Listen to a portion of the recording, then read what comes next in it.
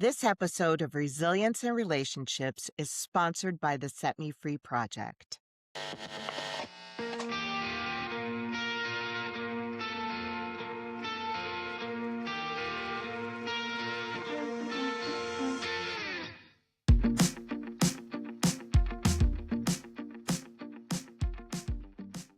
Hello and welcome to Resilience and Relationships R&R. I'm Stephanie Olson. I'm here with Rebecca Saunders. Yes, and we want to talk about healthy relationships. I think this is a good topic. So, how do we know if our relationships are healthy or not healthy? I mean, what we talk about healthy relationships all the time. Rebecca, what are some things that when we were thinking about this topic that had you thinking about it? Yeah, I think it's one of those things that is simple but not easy. So if you're Yeah. looking at someone else's relationship, it feels pretty simple to say if that's healthy or not. But when we're talking about our own selves, it's a little harder. That is a really good point. Let's face it, relationships, healthy versus unhealthy relationships, those things are learned behaviors Mhm. oftentimes. And we see relationships modeled, whether it is a family member, a parent, caregiver, but also TV, movie, the media shows us what relationships look like. And I would say those are often not reality. Yeah, I would agree with you there. Yeah. So, and then we've got all these reality shows. I had air quotes, yes, that are absolutely not reality. So, like, hey, love at first sight type thing. You get married to the person you meet. I mean, it's insanity. And this is supposed to show us what relationships are, but those aren't relationships. Those are dating on TV. So, totally different situation. So, how do you determine whether your relationship is healthy? Because I personally have been through many of both. I have had some very unhealthy relationships in friendship. I had a very abusive marriage that I am now divorced and now remarried to a very healthy guy. And so I've definitely run the gamut. What are some of the things that you think of when you think of, is my relationship healthy? Yeah, well, I think oftentimes people will immediately go to, is there any physical abuse? Which Yeah, that is something to pay attention to, but it's not the right, only thing, right? It's not right. the only type of abuse, even. We could be looking at financial abuse, we could be looking at digital abuse. And there's so many other types of abuse. And I guess the first question we might have to answer is, does unhealthy relationship mean abusive relationship, or is there a difference? That's good. And yeah, so let's talk about that because my question is then, what are unhealthy relationships that are not abusive? Are there any? And I mean, I suppose you could have a relationship with a friend where every time you go out, you eat copious amounts of cheesecake and your whole relationship is based on food or something like that. That's probably not the healthiest thing, but I wouldn't necessarily call it abusive unless you're abusing your body. But I'm not sure the relationship itself is abusive. Can you think of any others that, like, if it's unhealthy and not abusive? I think sometimes it can be that, when I hang out with them, I never know what to expect. What would you Mm. classify that as? Like sometimes it's good, Like sometimes it's not. walking on eggshells with a Yeah. person, right? That's a really good one. I think that can go either way. I think that if you're walking on eggshells with somebody, that could be because they are abusive, or it could be because they're bordering on abusive. I mean, I think about the people that I have walked on eggshells around. And the reality is the majority of those people are abusive. They would probably never call themselves abusive. They might not see themselves as abusive or even what they're doing as abusive. But if somebody is treating you in a way that is completely inappropriate, yelling at you, calling you names, whatever it is that you don't want to trigger by, and so you're walking very carefully around them, I think that can be more abusive than unhealthy, I would say. I don't know. What are your Yeah, I would thoughts? agree with you there. I think sometimes we may not flag some of those things as abusive if it's not happening consistently, Yeah. which, I mean, that's how that kind of a relationship thrives, right? Is Right. by not accurately naming what it is. But I think also, if it's not happening consistently, or if it's, okay, well, this has happened once versus that, other however many good times. And I guess what comes into my head is how do you clarify what is a one time mistake versus Mm. a pattern? Where does that come into play? Yeah. And is a one-time mistake a deal breaker? Because if you think about that, and I suppose it depends on what the mistake is, right?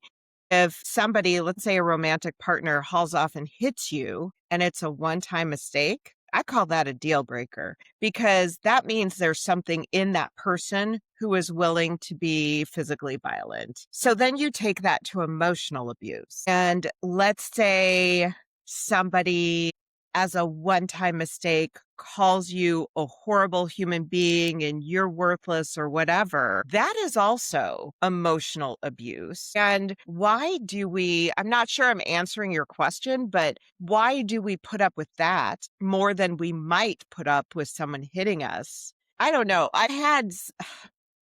So I had a very abusive relationships in my time. My mom was in an abusive marriage. My biological father was extremely abusive. She escaped from that relationship when I was only a year old. But you know, there are things that happen even early on that can really, that kind of trauma that you experience or see or are part of can affect you the rest of your life. And I really gravitated towards abusive relationships. And so I had an abusive boyfriend in high school. I had a couple abusive boyfriends in college and around that time. And then I married an abusive man early on when I was only 22 years old. Fortunately, we were only together for 2 years and I really got some wonderful therapy and wonderful support and left that relationship. But it was all the same patterns of things that were just, well, it was just one time. Or, Mhm. well, that was a fluke. That will never happen again. And then it progresses and progresses and progresses. And so I don't know. I think that that one time event has to be really looked at very thoughtfully because who's to say that will be one time? That's a very good point. So then I think behavior, kind of what we're getting at here is behavior is important to look at when you're Right. determining if a relationship is healthy or not, whether that be romantic, friendship, family, whatever it is. But what do you That is think so about true. using your feelings as a gauge? Oh, well, that's a bad idea. So, okay, here's what I will say. Feelings come and go, right? And I think in any strong relationship, feelings are not the ideal gauge. So I've been married now 28 years to an amazing guy.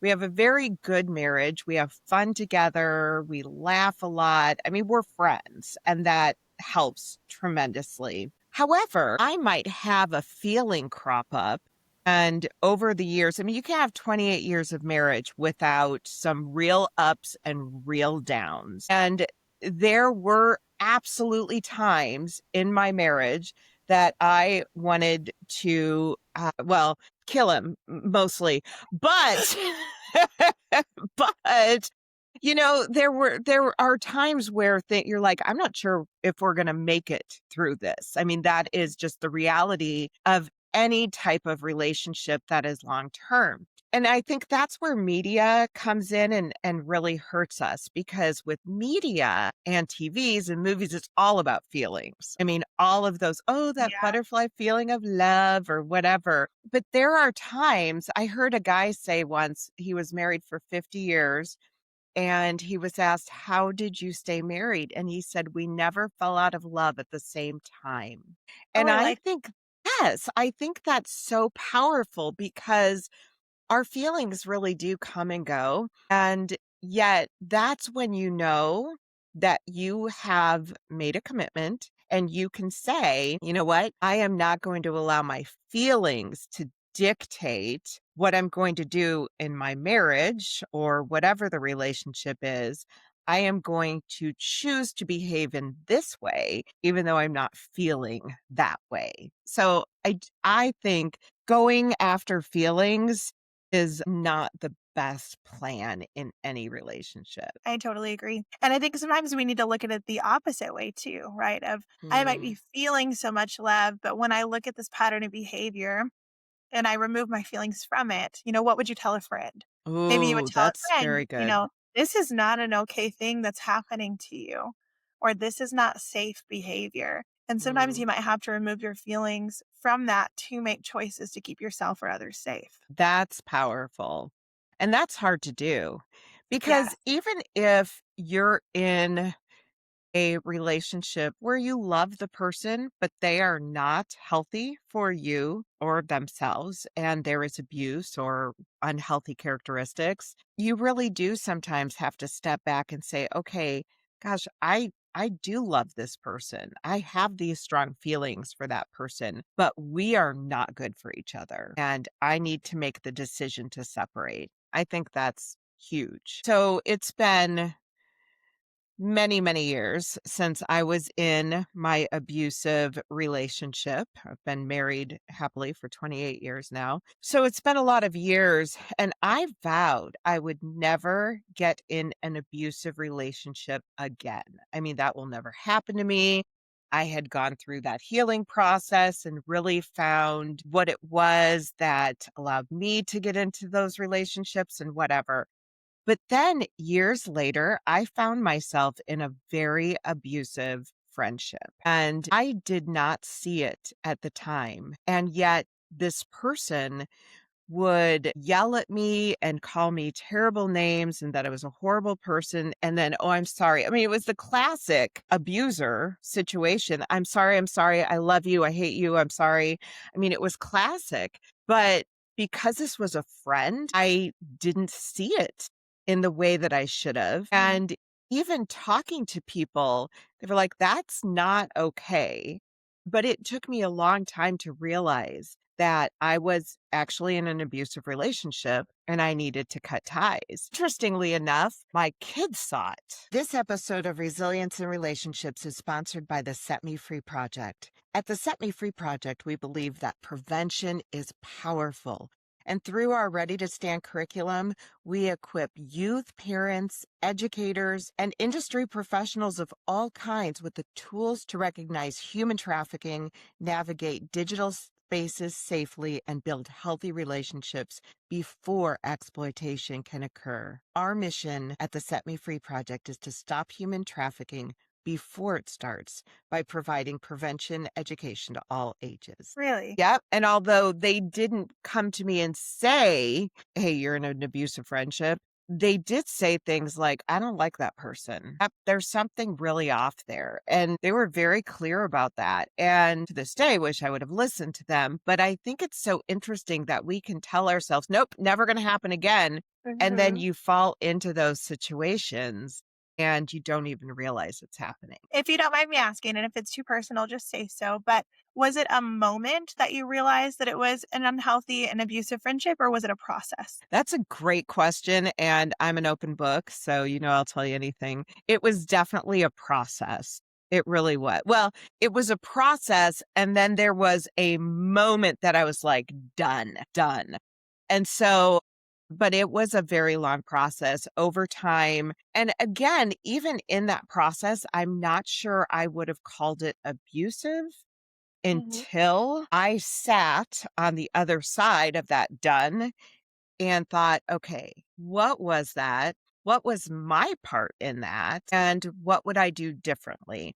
And I do think that's an important thing. And I'm not saying that there's always abuse on both sides. I don't believe that I was abusive at all. But what I did do that was my fault, I allowed some really bad behavior that I would have that looking back, hindsight is 2020, I would have handled it very differently knowing what I know now. So important. And of course, I'm by no means saying that anyone deserves abuse because nobody does. But I think it is important to self examine when we go Yeah. through these scenarios because it's just helpful for us to learn. Right. Well, and part of it, I always say healthy attracts healthy. And so part of it is one of the biggest advices, one of the biggest pieces of advice I would tell somebody getting out of an abusive relationship is stop and work on yourself, because there were things about yourself that drew you into that relationship. Not talking victim blaming or victim shaming or anything like that, but we don't walk in unhealthy relationships if we are the picture perfect healthy person. There were obviously things in me, whether it be insecurity or whatever it might be, that caused me to move in that direction. And so I think the worst thing we can do is when we get out of an unhealthy relationship, jump into another one. We need to stop and sit and think, okay, what was my part? But also, how do I work on myself so that doesn't happen again? Absolutely. Yeah. And we know that our brain like patterns. And so if this is your normal, you're going to Mhm. seek out that normal until you intentionally change it. That's Right. And so that's true. painful and that's hard. And that often means, embracing that season of being single, if it's a romantic relationship, Hmm. maybe being a little bit more guarded with new friendships in the beginning while you try to figure this out. Yeah, that's so true. It does take a lot of time. Yeah. So, what would you say to someone who maybe they're doing this process of self examination and they realize that maybe the abuse wasn't all one sided? Maybe they were also Mm. abusive. Which is really common, right? I mean, every once in a while there is one abuser, but so often we do see it on both sides. And I think that is where examining that and then really seeking help. Because if we are responsible for any of the abuse, first of all, going into another relationship, you will just continue that trajectory of abuse. I think it's important that so therapy is good, counseling is good, talking to someone about what it was in you that caused some of those abusive behaviors. I don't know. What do you think? Yeah, someone can be both abused and also have those abusive behaviors that they've given out to others. Mm. And it's not something that will stop on its own. You have to work at it. And that's just the hard truth of a lot of things in life that if you want to get to a healthier version of yourself, you're going to have to put in a lot of work and it's Yeah, going to be difficult, but it's worth very it. painful. It is worth it. It really is. And I I think that often people are just afraid to be alone. And I think that there is time where you just have to sit with yourself, figure that out. I think, yeah, it is worth it. And really, I think a good way to think about this too is if you see this in yourself and you see, okay, I am not in a place where I can have a healthy relationship right now. This is a gift to yourself, but it's also a gift to others, right? There might be someone that is just perfect for you. And whenever you are in that healthy place, it's going to be a fantastic relationship. But if you're going to rush it and come to that with your unhealthy version of yourself, it's not going to work out well for anyone. Yeah. What about people who don't self-identify as being abused? I mean, you cannot self-identify as being an abuser, and we kind of talked about some of that. But what about somebody who doesn't recognize that they are actually in an abusive or unhealthy relationship? Yeah, great question, which I would say is the majority of people, Yeah. right? I always like to think, okay, if this was a friend, what would I say? I myself have found myself in situations where I would have definitely advised a friend to react differently than I did. Mm. Things that maybe weren't safe and I tolerated. And if it would happen to a friend, I definitely would have said, "Get out of there, girl, Right. go out of that situation." And so if you have the ability to maybe just write it out. Writing is very helpful to me. I'm Mm. very visual. And so I can write out a situation and look at it and say, okay, like objectively, this situation in front of me, how would I characterize this? That is helpful to me. What are some things that are helpful to you? That is yeah, that's really good. Writing is very good for me as well. And then also so if you have a trusted source, telling that story, not about yourself, but about someone else, kind of like the asking for a friend, but really making the story very generic, putting it in a scenario that has nothing to do with you, and then saying, okay, what do you think of this? And you're removing that person out of it. You're removing the emotions out of it because people don't know that it's you. But Mhm. I think you can do that. And I think you can also, I don't know, when you were talking, I was thinking about like creating a video. Now, I love creating videos. And so this is easy for me. I realize this wouldn't be everybody's jam, but even creating a video of the story so you can watch it and see how you would respond because it's not you anymore. I don't know. I think you make a really good point though, is making it so that you're seeing it kind of outside of yourself. Yeah. Emotions really do have a way of clouding our judgment. They do. And I It's think it's true. inevitable to some degree. So how would you respond if there's a friend that you see maybe in an abusive relationship? How do you handle that? It's hard. I wanted to share a story actually, and this might be kind of an answer to that. We were working with a group of survivors of human trafficking, and I was facilitating a healthy relationship conversation with them. And we do it by asking questions. So we might have a slide, and every slide is a question because our goal is to produce critical thinking and have a conversation surrounding critical thinking and things like that. And so we were doing that. I was having a conversation around healthy relationships and critical thinking. And I also share that I'm a survivor of sexual and domestic violence. And so that's where some of my framework comes from.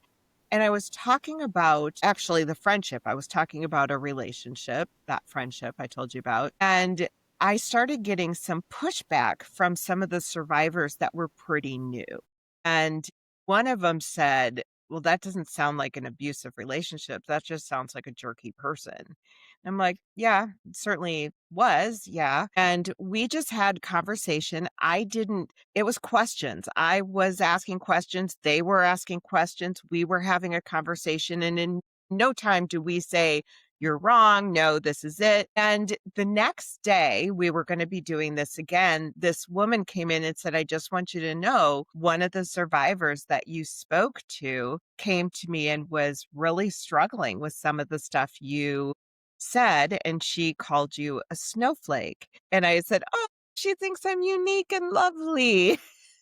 That is not what she meant. But she went on to talk about how I didn't really know what an unhealthy relationship was. Definitely not an abusive relationship, but that I just had a crappy friend. And so I said, well, that's really great information. Let's start there. And so when we came back, I said, so let's talk about yesterday. How did everyone feel yesterday went? And one of the survivors that had been there a long time was like, oh my gosh, it was a great discussion. I learned so much. And then this one said, I got to tell you, when you were talking yesterday, I thought you had no idea what you're talking about. And you talked about this and how you thought that was abuse. And I actually responded, yeah, no, I get that. Just know I wasn't giving the down and dirty deets, right? I was saying I gave the straw on the camel's back example. And she was like, no, I totally get that. But I really thought you didn't know what you were talking about. And so I talked to someone and then I journaled. And then this morning I thought about it some more. And what I've realized is that I have never had a healthy relationship. And that was like a massive insight because she went from, you don't know what you're talking about to, oh my gosh, I've never had a healthy relationship. I think that's what happens. Like we don't self identify that that was abusive or that was unhealthy. And then we hear somebody else's story that's, well, that wasn't a lot. So obviously you don't know what you're talking about. And until we really start to look at relationships and identify what's appropriate, what's not, what's healthy, what's not, it's really hard to see ourselves in that sometimes. Yeah, that's such a powerful example. Yeah. Well, and Mm. I personally didn't know for years. I mean, I just thought that was love. Even though my parents, because my mom then did get married to my dad, who I call my dad, when I was 6 years old. And they modeled an amazing marriage and relationship, but I still had all that gunk in my head. Sometimes it's easy to see with others and not yourself. Yeah, definitely. We've talked a little bit about how if you found yourself displaying abusive characteristics or behaviors, you can work through it, you can change. How Mhm. can you know if someone who has been abusive in the past has actually changed? Ooh, that's good. Well, so a couple things. First of all, I don't think you can know right away. I think that is something that's a process. That's why you don't want to, you really don't want to marry someone you've known for a week, right? That's why you should give it time and get to know that person before you have this, committed relationship with somebody because you don't know right away. But I think a couple of things. And looking back, I can see some of the things that this was true with my ex that I should have gone, oh, you can look at how they treat other people. So, how do they treat the server at a restaurant? If they are rude to the server, if they are, hey, there is a sense of entitlement there that is probably not healthy. And so, that's one. How do they talk to their family members or talk about their family members? How do they treat their parents and caregivers? How do they treat their siblings? I think those are some of the things that you can see their friendships in a person, and again, that takes a while to be around them. But then also, how do they treat you? Do they treat you with respect? If you say to someone, I'll never forget my husband, my current amazing husband, said something about a woman being really, I don't know, like really attractive. It was looking at a magazine or not one of those magazines. It was like a star. He was looking at somebody and he said something that just really offended me. Now, I don't know if it should have offended me. I can't remember what he said. And I had some growing up to do as well. But I said to him, I should be the only woman that you are talking about like that.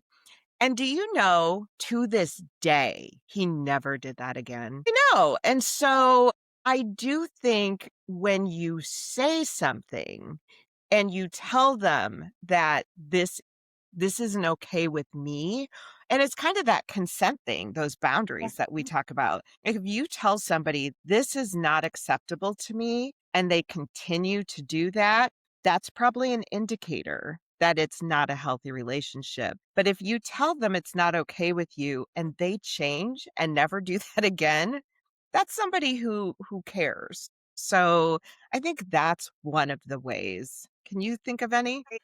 Well, yeah, a couple comments on what you said. So I like that you said, watch the way they talk to other people and Mhm. about other people. Yes. Because I know that there is sometimes that nice guy, nice girl persona, right? So I would never be rude, but maybe behind closed doors, they are talking so badly about someone else. Right. Just kind of watch that. Watch the way that those true feelings come out. And definitely, if someone has actually changed for the better, they will respect boundaries. And that applies to big things and small things. Yeah. This is a person who is always pushing to see how far you'll go or how much you'll change. That's not Right. someone who has respect for you. That's true. And I think too, how do you walk away from that person? So, for example, when I leave this person's presence, do I feel better about myself or do I feel worse about myself? And if you're consistently feeling worse about yourself when you leave someone's presence, that is a huge indicator something is wrong. And also, who are you? This is one of the things when I look back at my relationship with a friend, there were things I started to do that are not okay and were not necessarily me. For example, talking about other people. Like I wound up I realized like, oh, I'm talking bad about this person. I'm talking bad about that person. And I'm like, gosh, that is not me. It wasn't me before. Now all of a sudden it's really me. What is And so I do think that there are little things that happen. And ironically, this is something that person did all the time, but it was something that person called me out on. Like, well, you do Oh, this yeah. constantly. And I was like, you know what? I do. And that is not me. I don't know. Things like that. Like all of a sudden you're choosing behaviors that are different than what you consider integral behaviors. Yes, absolutely. And I would take it a step further and say maybe it's not even something that you have a moral issue with, but it's just very different. Like you're becoming a Mhm. different person. And Yeah. I think that, you know, sometimes that naturally can occur. So maybe like this friend and I have found this passion together and we're both really into it. But if you find yourself thinking like, I used to really enjoy doing this and this hobby and I haven't done it in years because I haven't felt like I Yes. have the space to. Or, that's something that I have experienced coming out of a former relationship of like, wow, all of these hobbies that I used to enjoy, why did I stop doing those? And finding that joy again. And I Right. think that that can be a sign too, if you just kind of look in the mirror and realize that I am not the same person, but not in a way that I've grown. It's just that I'm different. I'm not me. Yeah. Yeah. Wow. Yeah, I think there's a lot of things you can see. And also, I would say listening to people that hopefully you have people in your life that will tell you the truth. And sometimes it's not easy to listen. I had so many friends, and this just really upset me. When I got my divorce from my abusive husband, I had so many friends who came to me. I was like, I did not like him. I did not think you should have gotten married. And I'm like, why didn't you say anything?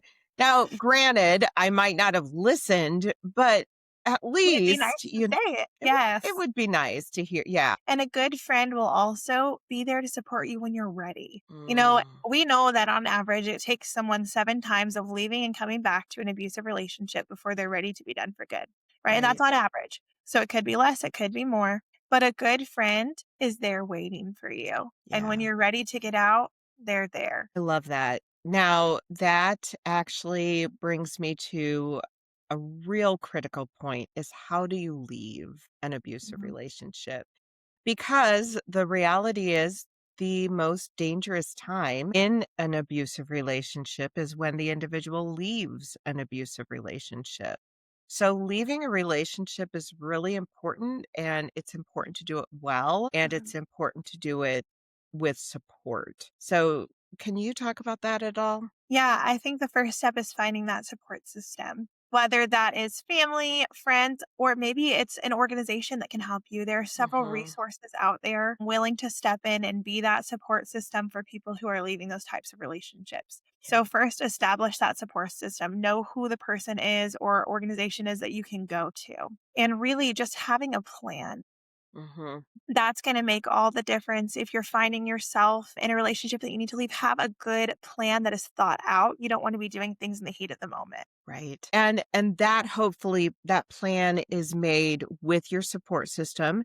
That could include packing ahead of time and having a suitcase ready so that when you're ready to go, you're ready to go. Doing the same if you have kids with you, having the ability to move yourself and the kids at the same time. Sometimes people have to do it at night. Some people have to do it when their partner is gone, whatever the case may be, but doing it safely and with that support system is really important.